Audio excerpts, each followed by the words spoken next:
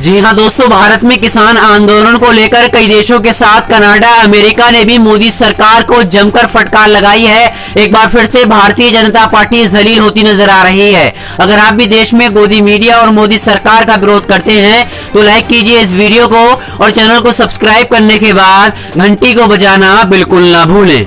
बढ़ते हैं पहली और सबसे बड़ी खबर की तरफ। भारत में हो रहे किसान आंदोलन को लेकर कनाडा के पीएम ने किसानों के हक में आवाज उठाई है और मोदी सरकार को जमकर फटकार लगाई है। दरअसल आपको बता दें, कनाडा के प्रधानमंत्री जस्टिन ट्रूडो ने भारत में जारी विरोध प्रदर्शन को चिंताजनक बताया है। उन्होंने कहा है कि कनाडा हमेशा शांतिपूर्ण प्रदर्शन के हक में आवाज उठाता रहेगा। दरअसल आपको बता दें, कृषि कानून के मसले पर जारी उत्तर भारत में किसानों का आंदोलन अंतर्राष्ट्रीय सुर्खियों बटोर रहा है। कनाडा के प्रधानमंत्री जस्टिन ट्रूडो ने भारत में जारी इन प्रदर्शन पर अपनी प्रतिक्रिया दी है और कहा है कि कनाडा हमेशा शांतिपूर्ण प्रदर्शन के अधिकारी का समर्थन करता है। दरअसल आपको बता दें, गुरु नानक जयंती के अवसर पर कनाडिया प्रधानमंत्री सिख कम्युनिटी के लोगों को संबोधित किया। इस दौरान उन्होंने भारत में जारी किसानों के प्रदर्शन पर बात की। जस्टिन ट्रूडो ने कहा कि भारत में किसानों के समर्थन यानी प्रदर्शन को लेकर जो खबरें आ रही हैं चिंताजनक हैं। हमें आप लोगों की परिजनों की चिंताएं हैं। जस्टिन ट्रूडो ने कहा कि कनाडा हमेशा शांतिपूर्ण प्रदर्शन के हक और भारत में ऐसे प्रदर्शन के हक में अपनी बात रखेगा।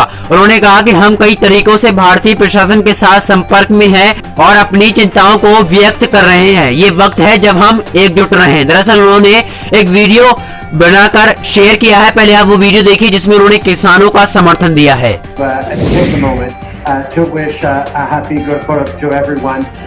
It is a really important time for us to come together, even more so this year than normal because COVID-19 is keeping us all separate. That being able to come together and celebrate like this is really wonderful. So it's wonderful to be here with Minister Sajan, Minister Bains, Minister Chagar, all of our friends from the Sikh community and Sikh members of Parliament as well. I would be remiss if I didn't start also by recognizing the news coming out of India about the protests by farmers.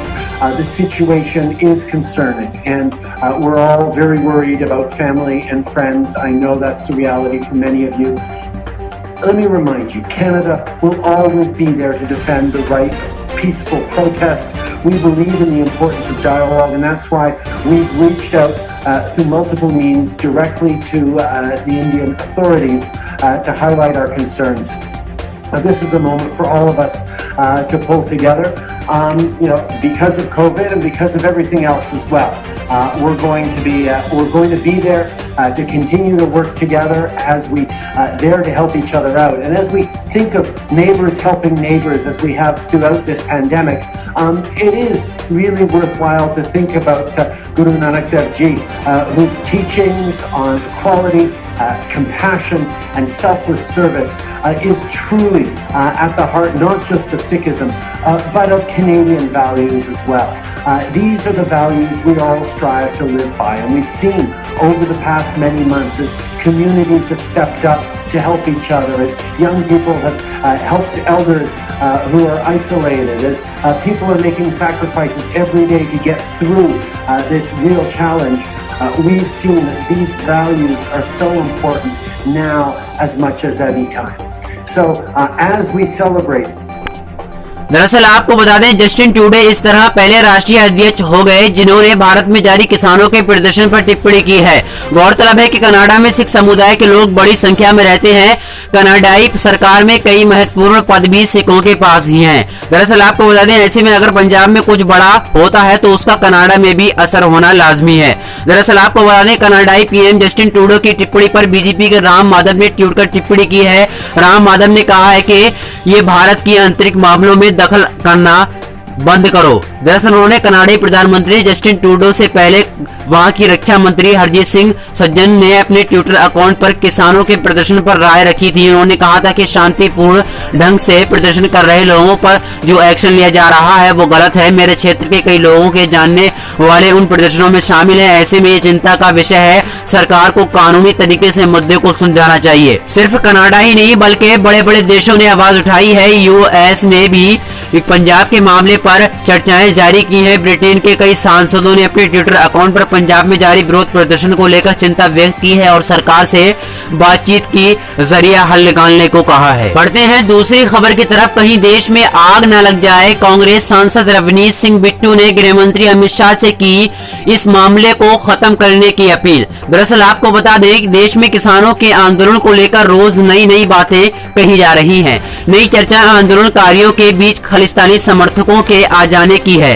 Congress सांसद रवनीत सिंह बिट्टू ने इस मुद्दे को उठाते हुए केंद्रीय मंत्री अमित शाह से इस आंदोलन को तुरंत खत्म कराने की मांग की है। उनका कहना है कि इसके पहले कोई दंगा या अप्रिय घटना हो, सरकार आंदोलन को शांतिपूर्ण ढंग से खत्म कर दो।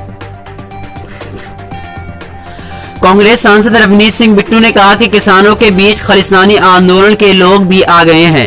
सीए प्रदर्शनकारी भी आंदोलन में शामिल हो गए हैं।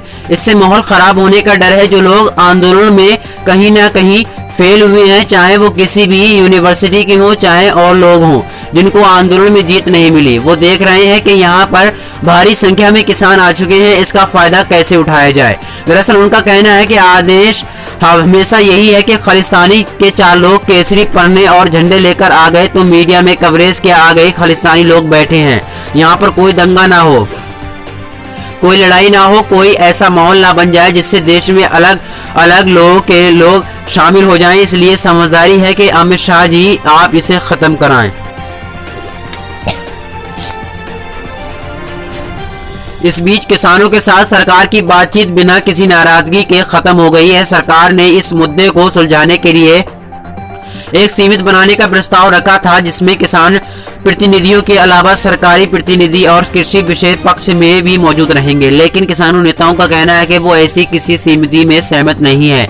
सरकार पहले अपने तीनों कानूनों को वापस ले, उसके बाद किसी समिति पर विचार किया जा सकता है। सरकार और किसानों के बीच अब गुरुवार 3 दिसंबर को फिर बैठक होगी। उस बैठक में आखिरी फैसला होगा। किसानों का कहना है कि अगर 3 दिसंबर को हमें हक नहीं मिला तो हम विकेट सब तोड़ डालेंगे। तो दोस्तों कैसी लगी आपको ये खबरें? उम्मीद करते हैं आपको ये खबरें पसंद आई होगी। अगर आपको ये खबर पसंद आए तो वीडियो को लाइक कर लीजिए और हमारे चैनल RM वर्ल्ड को सब्सक्राइब करने के बाद घंटी को बजाना बिल्कुल ना भूलें। तो मिलते हैं अगली खबरों के साथ, तब तक के लिए जय हिंद, जय भारत।